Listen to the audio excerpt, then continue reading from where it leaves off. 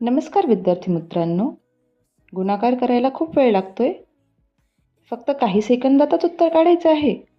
तर मग ही जादू ट्रिक फक्त तुमच्यासाठीच.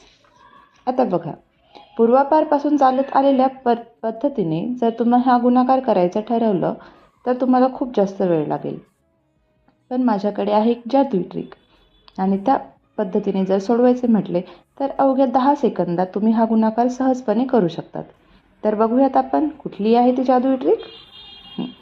दिलेले उदाहरण आहे 89 गुणिले 98. आता दोन्ही संख्या जर बघायच्या झाल्या तर ह्या कशाच्या जवळ आहेत तर 100च्या जवळ आहेत. 100मधून 89 घालवायचे किती उरणार 11 आणि 100मधून 98 घालवले किती उरले 2. पुढे आपण करणार आहोत या दोघांचा गुणाकार.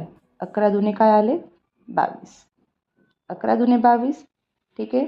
आता 89 गुणिले 2 केलं आणि 98 गुणिले 11 केलं. दोघांचीही वजाबाकी किती येणार आहे तर ती येणार आहे 87 आणि 87 22 हे झालं 89 गुणिले 98चे उत्तर. आता दुसरे उदाहरण. अजून एक उदाहरण घेऊया आणि समजून घेऊ.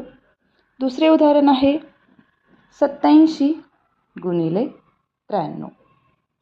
आता 87 100च्या जवळ आहे आणि 93 हे देखील 100च्या जवळच आहे. 100च्या जवळ असताना 100 वजा 87 किती येत आहेत तर ते येत आहेत 13 आणि 100मधून 93 गेले किती येणार 7. या दोघांचाही गुणाकार केला. 13 गुणिले 7 किती आलेत 91.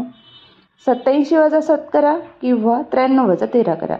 दोघांचीही देखील जेव्हा आपण वजाबाकी करू ती आपल्याला मिळणार आहे 80 आणि 80 91 हे उत्तर झालं 87 गुणिले 93चं. हे उदाहरण तुम्ही घ्या आणि तुम्ही सोडवा आणि कमेंटमध्ये मला उत्तर जरूर कळवा. 98 गुणिले 95 आणि ह्याचं काय उत्तर येतं आहे हे तुम्ही मला सांगणार आहात. आता पुढे आपण बघूयात ह्या झाल्या 100च्या अलीकडच्या संख्या. पण जेव्हा 100च्या पुढच्या संख्या येतील त्यावेळी तुम्ही काय करणार आहात.